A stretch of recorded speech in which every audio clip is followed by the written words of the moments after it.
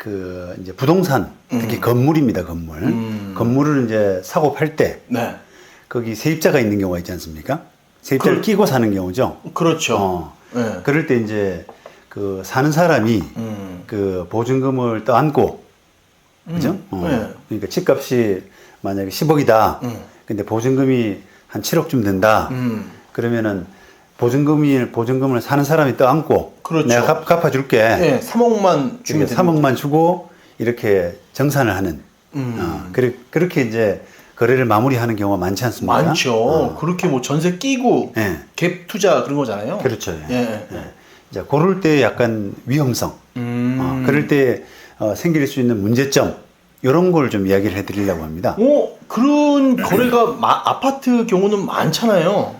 그렇죠. 위험한 경우가 있나요? 예, 그 주거용에서 주로 이제 주거용은 아무래도 보증금 비중이 크잖아요. 그렇죠. 상가는 월세 비중이 높은데 네. 상가는 조금 그 위험성이 덜하고요. 주로 문제점은 이제 주거용 그 주택의 경우인데, 자, 만약에 이제 이런 경우입니다. 예를 들어서 그 제가 매매대금 10억 주택을 네. 보증금 7억 끼고 매매할 때 3억 받고 이제 등기를 넘겨주게 되잖아요. 그렇죠. 그런데 이 세입자가 그 매수인한테 그러니까 보증금을 승계받은 네. 매수인한테 보증금을 청구하지 않고 네. 매도인한테 청구를 해버리면 계산이 좀 이상해져 버리죠. 그러면 안 되죠. 그렇죠. 네. 네. 그런 문제점입니다. 결국은 그런 부분이 구조상으로 굉장히 이제 흔치 않게 발생할 수 있다. 드물지 않게 발생할 수 있다. 이런 말씀입니다. 결국은. 네. 그래서 오늘 뭐 사례를 한번 가져와 봤는데요. 네. 이 사례도 한번 보시고 또 이 사례하고 좀 다른 경우도 한번 제가 언급해 드릴 텐데요. 네. 자, 이 사례는 지금 대법원 24년도 10월 25일 선고한 사례고요. 제목은 이제 구상금 청구라 되어 있습니다. 구상금이란 건? 예. 네. 예, 제목이 좀 낯설죠, 그죠? 네. 예.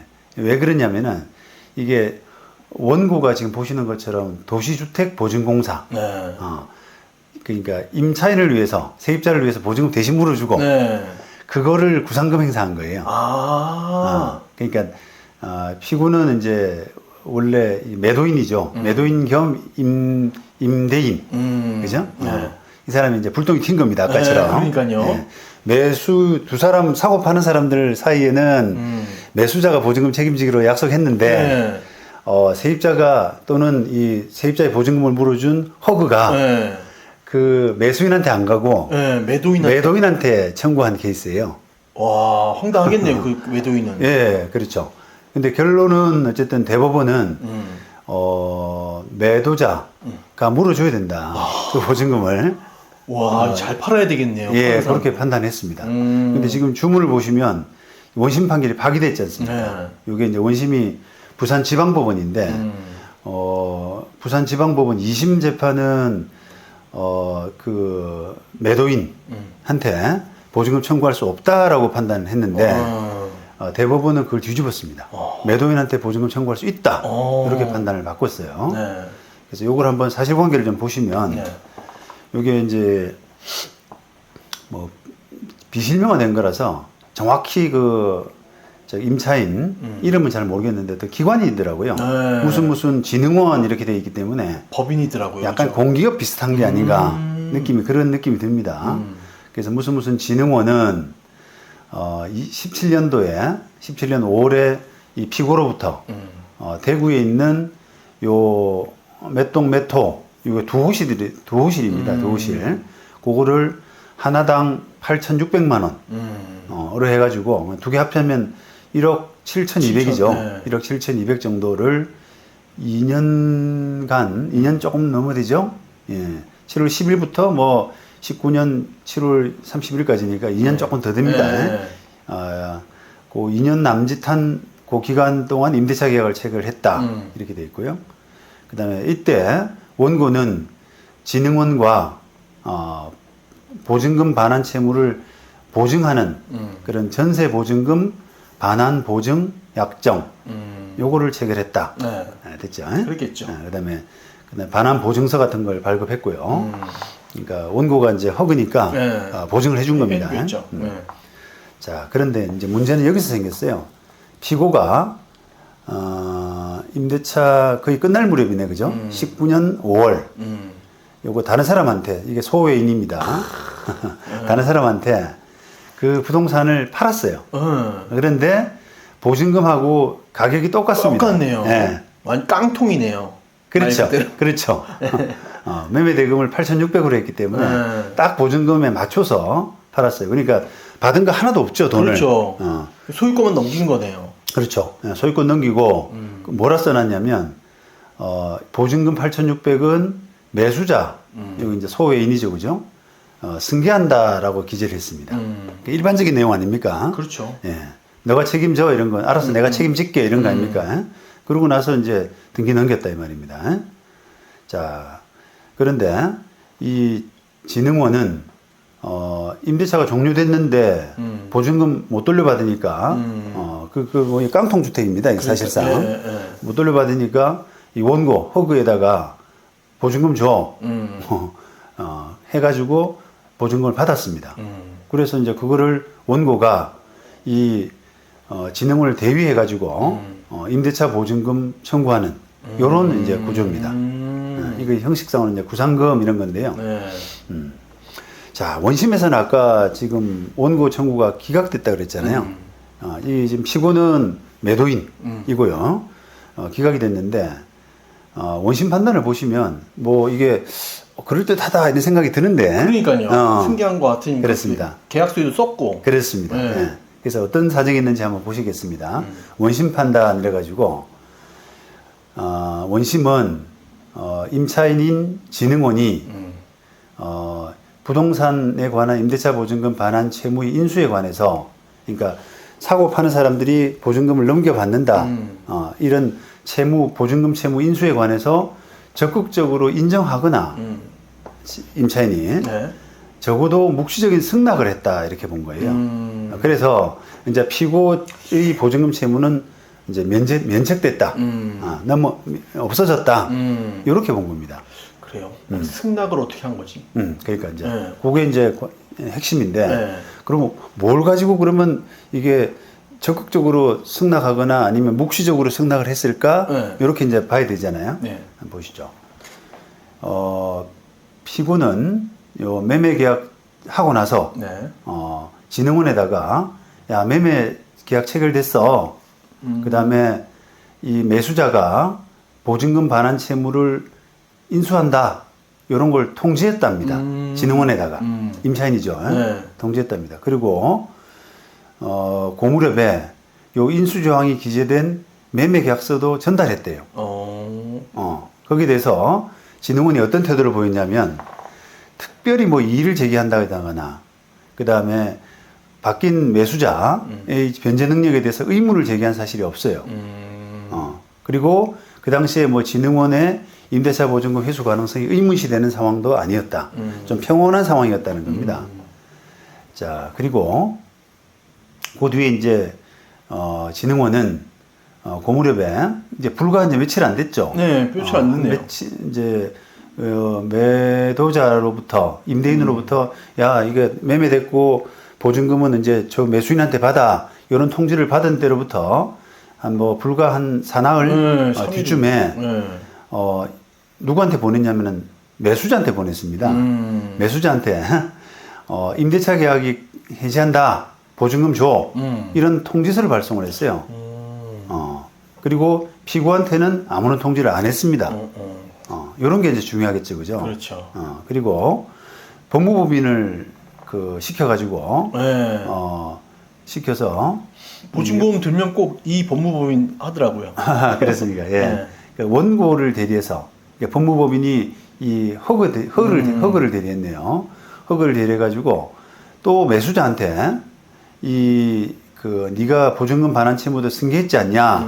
그런 통보서도 보냈대요. 그리고, 그때 작성한, 원고가 작성한 내부 문서나 보증 채무 이행 청구서에도 주채무자는 소외인이라고 기재되어 있었다. 네. 이런 사정을 봐서, 매수인. 네. 그게 임차인이 이제 넘겼구나. 넘겨가는 것에 대해서 동의했구나. 적극적으로 승낙을 했거나 아니면 묵시적인 동의를 했거나 요 정도는 된다. 넘어간 줄 알았구나. 인지하고 있었구나. 임차인이. 승낙했거나. 왜냐하면 매수자한테 이제 적극적으로 뭔가 보증금 주세요라고 통보를 했잖아요. 그렇게 이제 판단을 한 거예요. 그런데 요 판단이 틀렸다는 겁니다. 대법원이. 자, 왜 그러냐? 이게 한번 보시죠. 법리를 조금 이야기했는데 처음에. 자, 이게 이제 하필 주택 임대차 보법상에 이제 임차인이 법인이지 않습니까? 그렇죠. 자, 법인은 대항력이 없죠, 원래. 그렇죠. 자연인한테만 있는 거잖아요. 그렇죠. 대항력권을 갖출 수 없습니다. 그런데 예외는 있습니다. 이게 이제 주택 임대차 보법 3조의 2항인가 3항인가를 보면은 그 중소기업 기본법에 해당되는 중소기업. 네, 맞아요. 이런 법인이 뭐 직원들 숙소로 쓰기 위해서 뭘 하는 경우는 직원들이 주민등록을 하면 그 임대차 보법에 대항력 가진다는 맞아요. 부분이 있거든요. 맞습니다. 근데 뭐 이건 아닌 것 같아요. 이거는 뭐 진흥원이니까 네. 중소기업 기본법에 뭐 적용을 받는 것도 아니고요. 네. 그렇기 때문에 어쨌든 기본적으로는 임차인이 법인인 경우에는 이 주택임대차법에 적용이 안 된다. 따라서 임대인이 법인을 임차인으로 하는 주택을 양도한 경우에는 임대인의 보증금 반환 채무를 양수인이 면책적으로 인수했다는 등의 특별한 사정이 없는 한 임대인의 법인에 대한 보증금 반환 채무는 주택 양도에도 불구하고 소멸하지 않는다. 대항력이 없으니까 그런 거죠. 그렇죠. 그러니까 기본적으로 이제 대항력이 있는 그러니까 우리가 임차인이 개인인 경우 그런 경우에는 기본적으로 이제 대항력이 있지 않습니까? 네, 그렇죠. 그러면 자동적으로 넘어가거든요. 그 부분은 뒤에 조금 설명을 더 드리겠습니다만 이제 요거는 법인이기 때문에 법리가 좀 다르다는 거예요. 안 넘어간다 기본적으로. 그렇게 되고 소유권 변동에도 불구하고 임대차 보증금 반환 채무가 넘어가지 않는다. 자, 그런 판시를 했고요. 네. 그다음에 면책적 채무 인수 이런 표현을 썼습니다. 그러니까 이렇게 매수자가 보증금을 넘겨받고 매도자는 정전 임대인입니다. 네. 책임을 면하는 네. 이런 면책적 채무 인수는 조금 인정하는데 엄격하게 해야 된다는 거예요. 엄격하게. 자, 왜 그러냐면 면책적 채무 인수는 병전적 채무 인수. 아이고 어렵다. 요거는 이제 매수자도 그렇습니다. 매수자도 보증금 채무를 지고 매도자도 여전히 지고 그거는 병전적 채무 인수. 그다음에 이행 인수. 이것도 이제 채무를 넘겨받는 그런 식이 아니라 이행 책임만 넘겨받는 그런 건데요.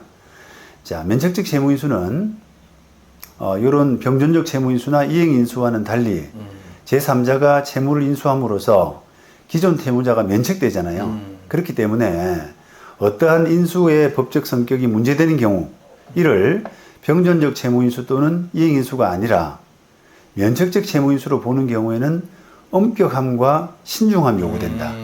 이해되시죠? 네. 자, 그러므로 부동산 매수인이 임대차 보증금에 관한 보증금 반환 채무 등을 인수하는 한편 그 채무액을 매매대금에서 공제하기로 약속한 경우 두 사람 간에 그 인수는 특별한 사정이 없는 이상 매도인을 면책시키는 면책적 채무 인수라고 볼 수 없다. 그래서 요 사건에서 그 보증금 채무를 승계한다 이렇게 표현되어 있잖아요. 네. 두 사람 간의 약속이. 그렇죠. 네. 그것도 이게 면책적 아까 지금 요 판시처럼 뭐 한 사람이 넘겨받고 한 사람은 면책된다. 이렇게 딱 부러지게 써놓지 않았기 때문에 그죠? 써놓지 않았기 때문에 그냥 승계한다 이런 식으로 돼 있어요. 그렇기 때문에 꼭 면책적 채무인수라고 보기도 어려워. 이렇게 본 거예요. 그래요? 그 정도면 넘긴 거라고 볼 수 있지 않나요? 그렇죠. 그런데 어쨌든 엄격하게 해석해야 된다. 그럼 만약에 이제 그러면 반대로 해석해서 자 그러면 면책적 채무인수로 인정되려면 적어도 인정되려 그러면은 강하게 써야 되겠네. 그렇죠. 매수인이 보증금을 인수하고 승계하고 매도인은 보증금 채무에서 면제된다. 이렇게 써야 돼요. 이렇게 완전 딱 끊어지게 써야 딱 끊어지게 딱 부러지게 누가 보더라도 의심이 안 가도록 의문이 안 가도록 이렇게 돼야 됩니다. 세게 써야 되겠네. 세게 됩니다. 자, 그 게다가 하나 더, 뭐라 써놨냐면, 두 사람 간에 지금 이제 만약에 야, 너가 보증금 인수하고 나는 보증금에서 빠져 이렇게 해놨다고 하더라도 그런 면책적 약정이 있었더라도 그런 면책적 채무인수의 효력이 발생하려면 채권자인 임차인의 동의가 승낙이 있어야 된다는 거예요. 그렇죠. 그런데 이때 임차인의 승낙은 반드시 명시적 의사표시로 해야 되는 것은 아니고 묵시적 의사표시로도 가능하지만 여기 뒷부분이 중요합니다. 가능하지만 임차인이 채무자인 임대인을 면책시키는 것은 그 채권을 처분한 행위이므로 다시 말하면 이제 거기서는 안 받을래 그렇죠. 이런 거잖아요. 물려주고 채권을, 그렇죠. 처분한 행위이기 때문에 임대차 보증금 반환 채권의 회수 가능성 등이 의무시되는 상황이라면 지금처럼 깡통주택이잖아요.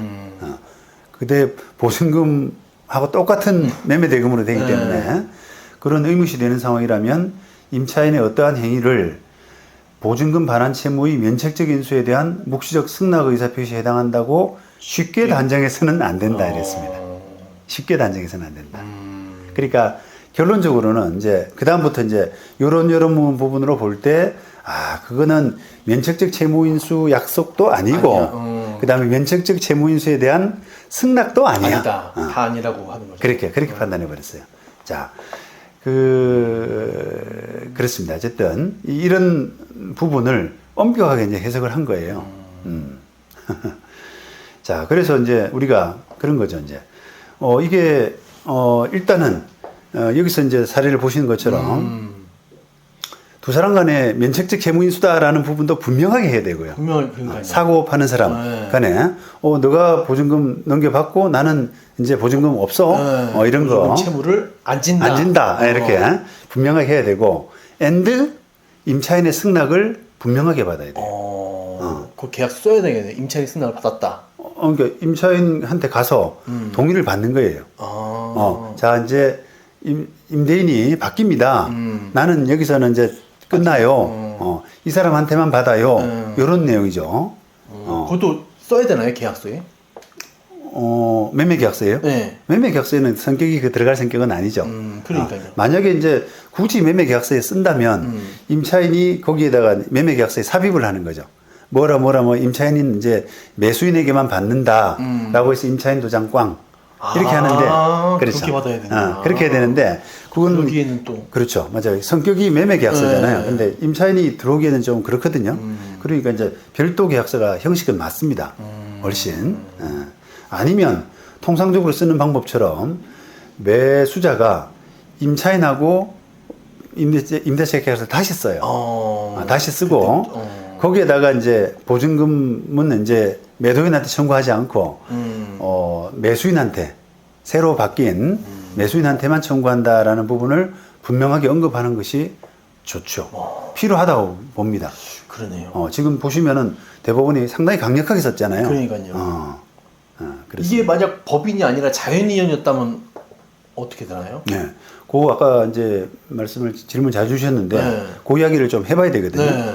자, 그러면 이제 법인이 아니라 임차인이 개인이다면 임대차보호법 적용이 되고 그렇죠. 되고 계약력이 있으니까. 그렇죠. 주택을 양수한 사람은 임대인의 지위를 승계한 것으로 본다라고 하는 규정에 따라서 그냥 자동적으로 임대인이 돼버리거든요. 매수인자가. 그렇죠. 그냥 자동 승계라 보는 겁니다. 자, 그런데 그러면 이제 뭐 걱정할 거 없네. 사고 팔 때 걱정할 거 없네. 이렇게 생각할 수가 있는데 그렇죠. 그건 아닙니다.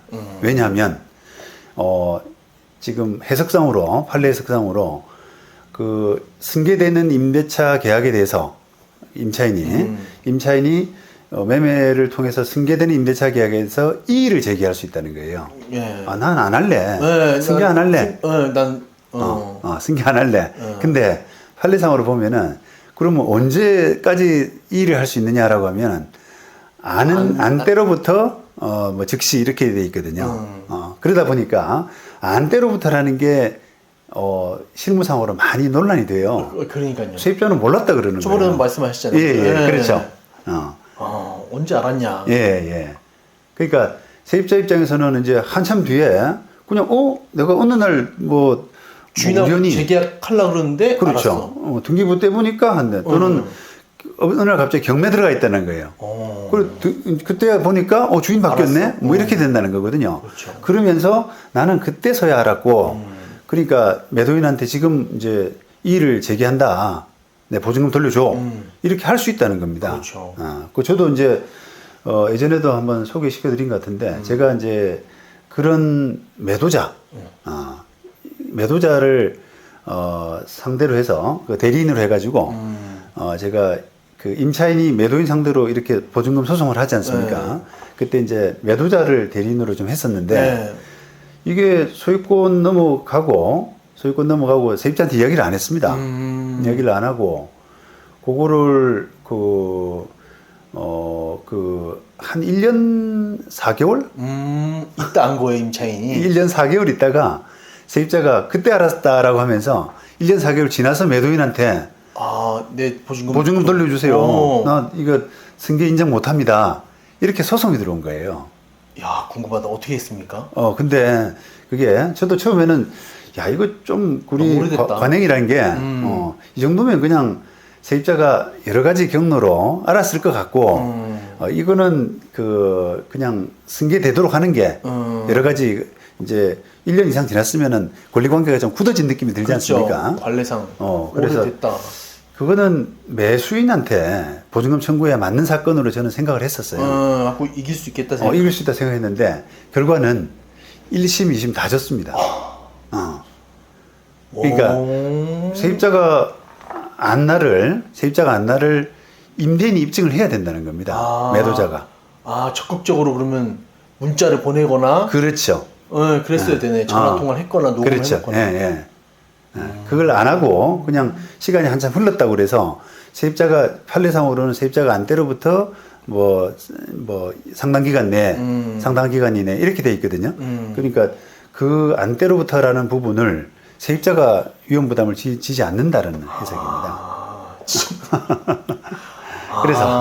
그래서 뭐 결론적으로는 지금 이 판례에서 보시는 임차인이 법인인 경우, 그다음에 지금 이야기한 임차인이 개인인 경우 할 거 없이 이 보증금 승계 부분은 단단히 조금 할 필요가 있어요. 단단히 그냥 이제 옛날처럼 이제 그 옛날에는 그랬잖아요.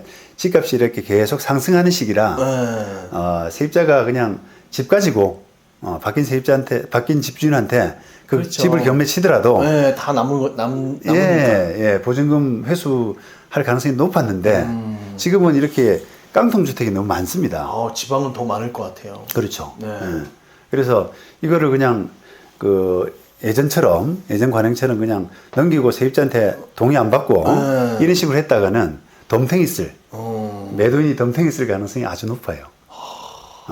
단단하게 쓰셔야 되겠네, 이제. 자, 보시면 이 대법원 사건에서 결국은 이 매도인은 집은 날라갔고요. 집은 저쪽으로 날라갔고, 근데 요 집이 보니까 또 그 매수자가 사가지고 저당까지 잡혔더라고요. 대부에서 다 받았더라고요. 그렇죠. 싹 빼먹었더라고요. 그러니까 집도 날리고 보증금도 그대로 물어주고 이게 완전 덤탱이 써버린 거죠. 완전 써버렸네. 써였죠. 그래서 요런 이제 어떤 예전의 관행은 지금 그냥 관행일 뿐이고요. 그 관행이라는 게 그 관행을 지탱해주는 사회적인 상황 이런 것들이 이제 변화하면 관행도 변화해야 돼요. 그렇죠. 이 부동산 이 중개사들도 잘 봐야 되겠네요. 이렇게 좀 단단하게 써놔야지 아니면 들어올 거 아니에요 또 그 중개한 사람한테. 그렇죠. 그 이제 책임을 묻는 경우도 있는데 이제 중개업자의 확인 설명 의무 범위에 포함되느냐, 요거는 조금 논란이 있습니다. 그러니까 기본적으로는 이제 사실관계 이런 것들을 정확하게 설명해 줘야 되는 건데 이런 그 승계되는 부분까지도 그 틀린 설명을 하면 책임지죠. 중개사가 세입자한테 이야기 안 해도 괜찮아요. 책임 안 져요. 이렇게까지 설명하면 잘못된 거지만 그런 설명을 안 해줬다라고 하는 부분을 중개사의 책임이다. 이렇게 판단하기는 좀 단정하기는 어렵다는 거예요. 매도인이 꼼꼼하게 체크를 해야 되겠네요. 그렇죠. 그럼 결국은 이제 중개사한테 책임 물리기 힘들다면 모든 책임은 다 매도인한테 돌아온다는 그러니까 소리가 되니까. 팔고 나서 1년 반이 지났는데 갑자기 날라오면 이건 뭔 날벼락입니까? 그렇죠, 그렇죠. 예. 그래서 그런 부분 팔 때 상당액의 어떤 보증금을 끼고 하는 이런 매매의 경우에는 그런 주의가 반드시 필요하다. 이런 말씀드렸습니다. 네. 네.